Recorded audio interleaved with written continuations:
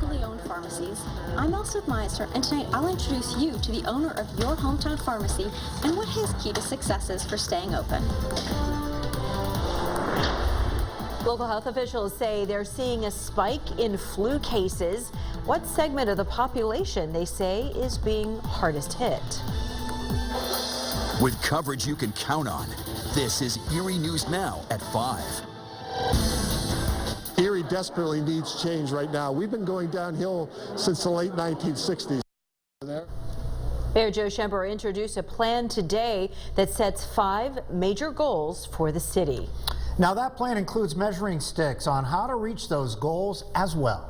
Good evening, I'm Amanda Post. And I'm Mike Ruzzi. Thanks for choosing Erie News Now. We'll have more on those goals in just 5 minutes. But tonight we begin with weather coverage you can count on.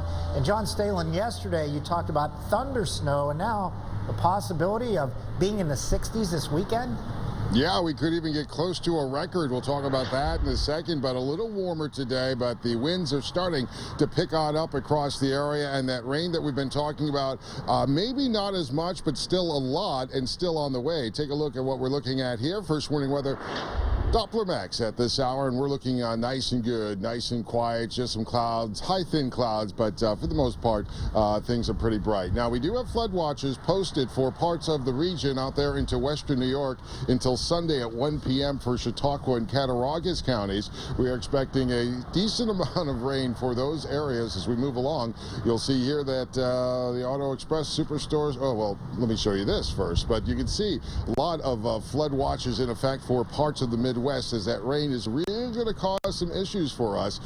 So right now, rain arrives overnight. Winds from the south tonight, 20 to 25, gusting to about 40 miles an hour, and temperatures will rise throughout the night. So your lows will be 30 to 38 degrees. As we take a look outside, Auto Express Superstore Skyview cam, it'll say clear skies, but we have a few high thin clouds out here. 36 degrees, but those winds are really brisk, making it feel like 24 degrees. And you can see the winds out here. These are sustained winds out there, all into the double digits out there, but gusting to about 30, 40 miles an hour. So hold on to your hats if you're outside. So for tonight, you can see those temperatures rising, winds from the south out there, helping that mildness for the most part, and then rain kind of arriving right around 2, 3, 4 o'clock into the morning, and it should be with us for the morning commute. We'll take a closer look at the rain situation, the weekend as a total, and we'll take a look at the 7-day forecast and see if we'll get close to any kind of records for the weekend. Back to you. All right, thanks, John. And like the rest of Pennsylvania, Erie County is seeing a big spike in the number of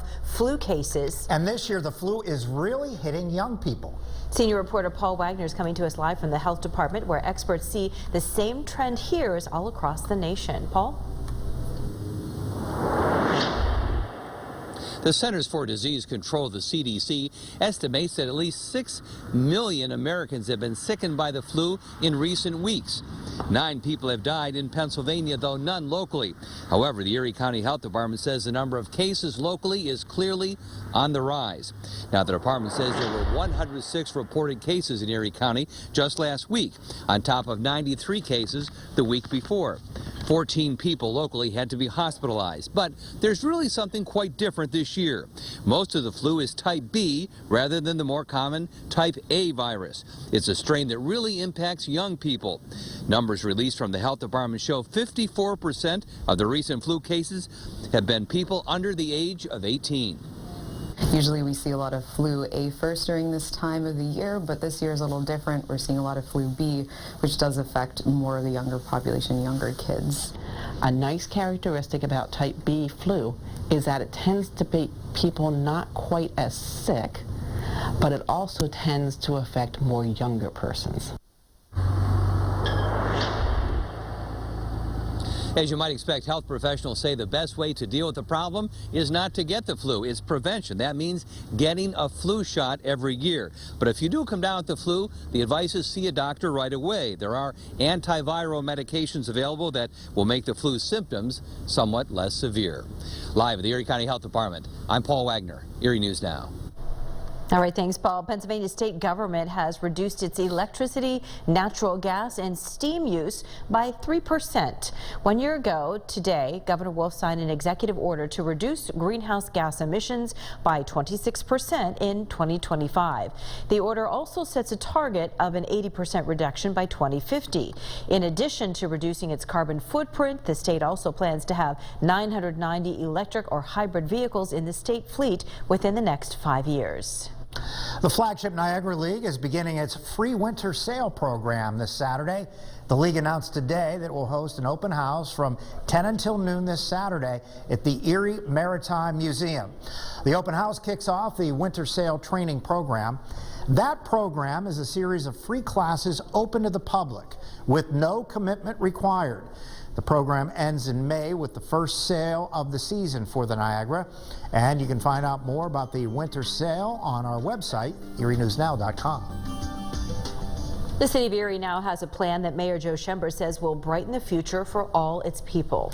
The mayor unveiled the plan during a presentation at City Hall this morning. John Last was at the presentation. So, John, what makes this plan different? Well, Mike and Amanda, this plan is different because it not only lists goals that city leaders want to reach, it also contains measurements to determine how well those goals are being met. Now, let's take a look at those goals. Number one, celebrate Erie's rich cultural diversity. Among other things, this goal calls for increasing the number of minority candidates for the Erie Police and Fire Departments to 15%. Number two, create welcoming and vibrant neighborhoods. Among other things, this goal calls for having at least 100,000 people counted in the 2020 census. The mayor believes they are out there. He also wants the city's murder rate at 0. Number three, showcase the city's world-class downtown and bayfront.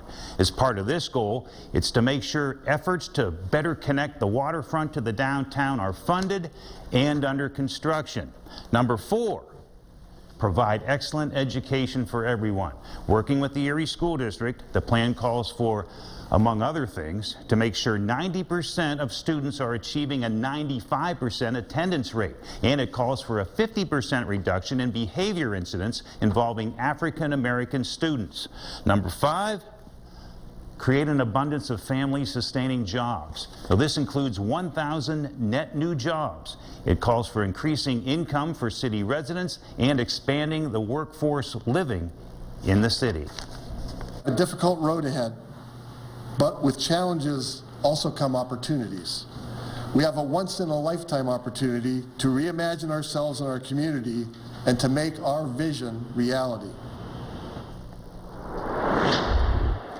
The mayor hopes to achieve all the diversity, neighborhood, and downtown bayfront goals by December 2021.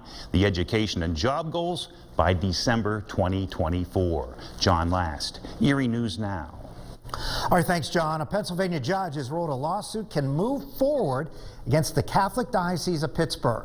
The suit by parents and survivors of sexual abuse by clergy members claims the diocese became a public nuisance because they didn't fulfill obligations under state law and report abusers.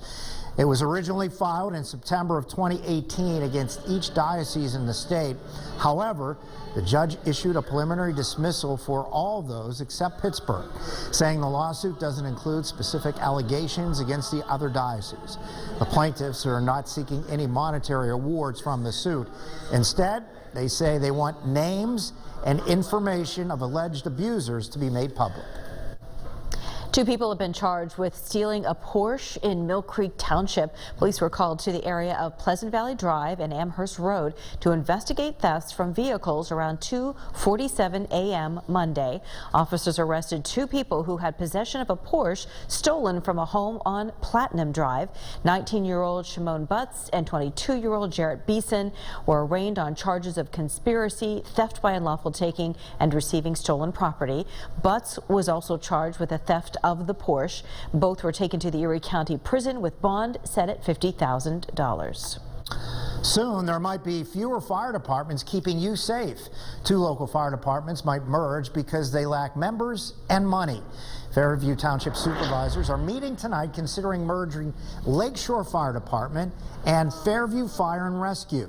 Already, the 2 volunteer departments work closely on most fires in Fairview, and both are struggling with declining membership. Members say merging might be the best way to make sure departments have enough money and manpower to keep you safe. Our Ethan Kivy is covering this story tonight. He just spoke with Lakeshore's fire chief. He'll join us at 6 with a live update. So to come this evening, a Pennsylvania resident has become only the 2nd woman ever in the U.S. to deliver a baby from a transplanted womb. Ahead at 5:30, details from sharing the medical advancement. And there's a trend nationwide of small pharmacies being bought out by larger ones. What a local small business says is key to their success. Pretty quiet, dry night. Get some things ready for the rains that are heading into our direction. We also have some warmer temperatures to talk about. Near record-breaking temperatures for the weekend. We'll take a closer look at that. And the strong winds, got a lot to talk about. Come back in 2:05.